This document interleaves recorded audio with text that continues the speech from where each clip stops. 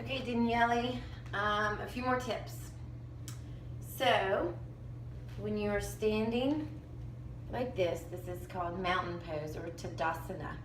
Okay, so can't see my feet, but a lot of stuff will start from here, like the sun breaths and the sun salutations, which is what I'm gonna teach you.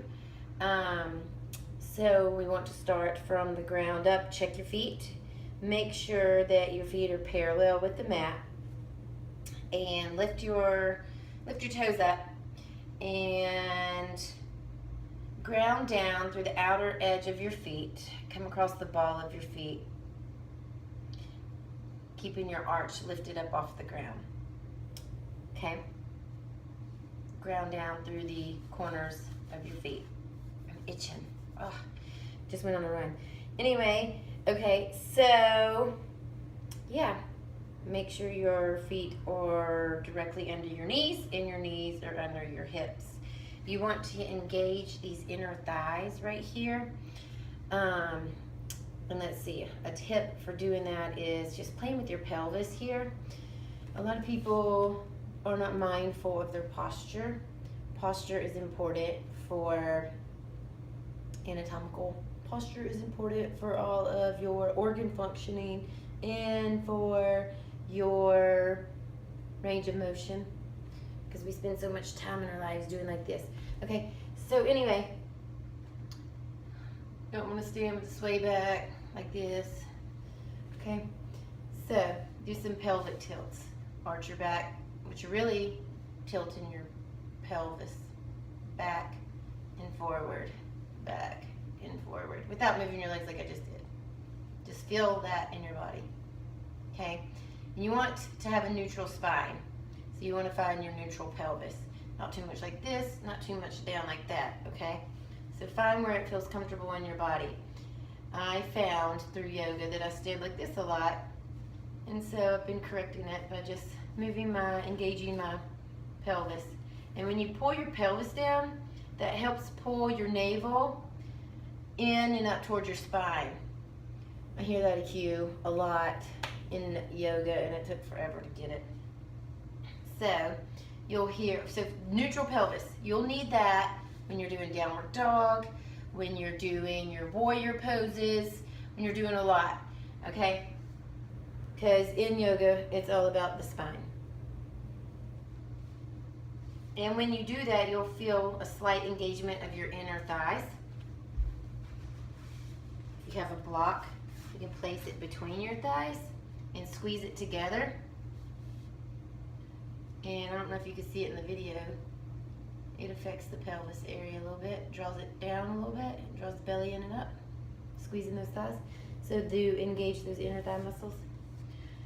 Okay, so shoulders, basically ears over shoulders, over hips, over knees, over ankles.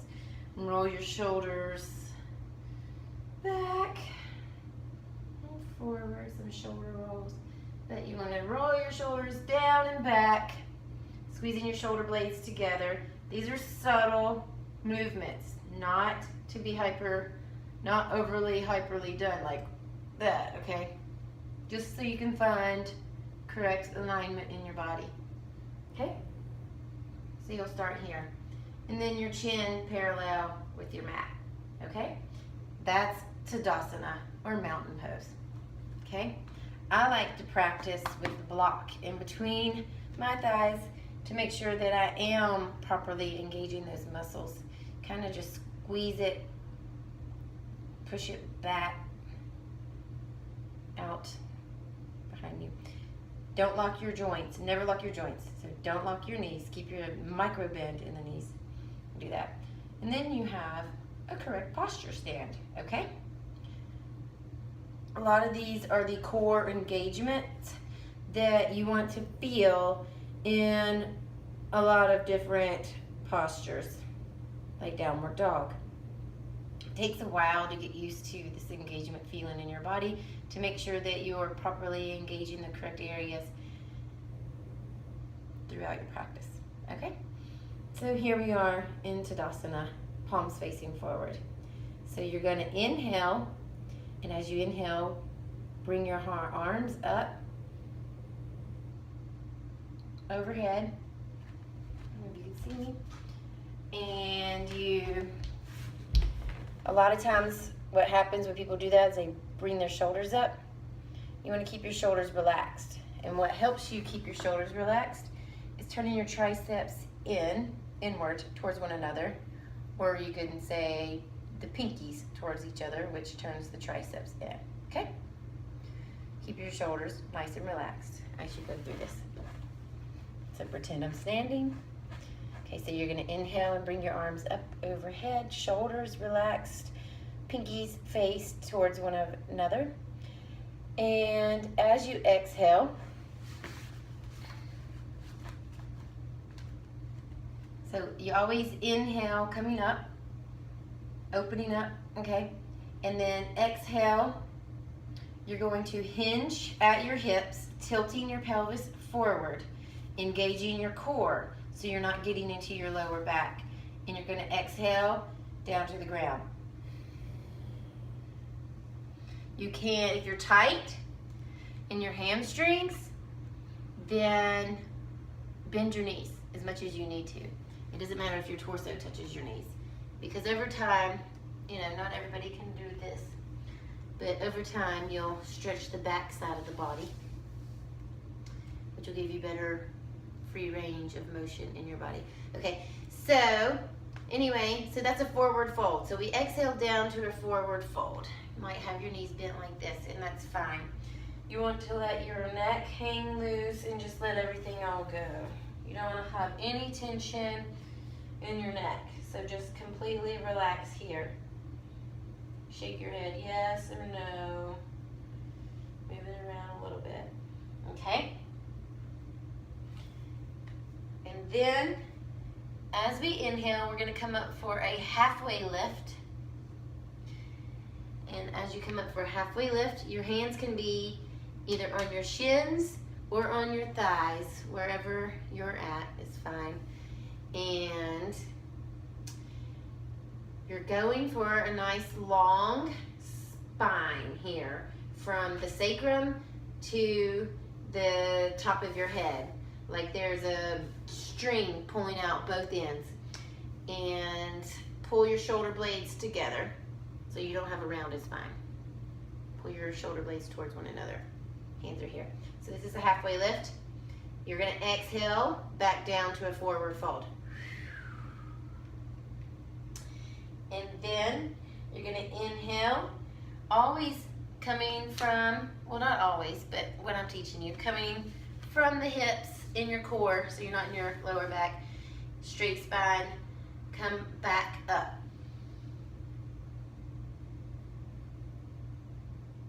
And as you exhale, your hands are up overhead as I came back up. Exhale, your hands back down through heart center. Meaning back here in Tadasana, okay?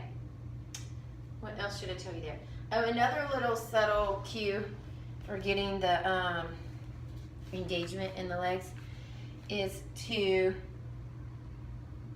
just energetically, without moving your feet, pull your heels apart from one another. You can feel it. Just play with that for a second. Without moving your feet, pull your heels apart from each other. Feel the engagement in your core, in your inner thighs there. Always remembering to breathe, okay? So that is a sun breath. So we'll go over that again, okay? So inhale your arms up overhead. Exhale, swan dive, hinging at the hips down to the ground. Letting your head hang loose. Put a bend in your knees if you need to. And inhale for a halfway lift. Shoulder blades together, nice flat back, long spine. Exhale back down to the ground. And inhale back up for the sun worship. Exhale. Hands down through heart center. Now this is really good to do at the start of your practice to really start connecting your breath with your movement and to start warming up your body. And you can do simply this, even if you just do it for 10 minutes, it's a good meditative practice. Just going inward and connecting with your body. And it really absorbs the focus of the mind because you're trying to follow your breath with the movements.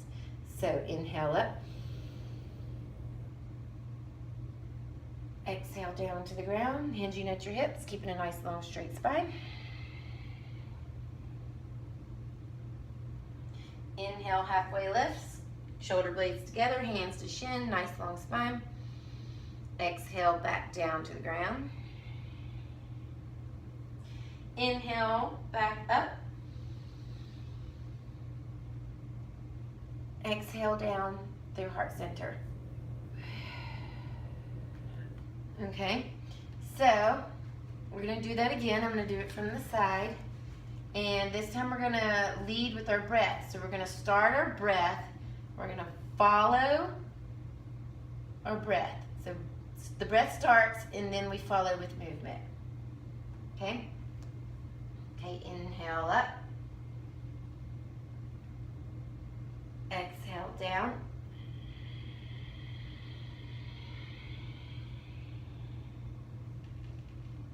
Inhale up. Halfway lift. Exhale down to the ground. And then inhale, rise back up.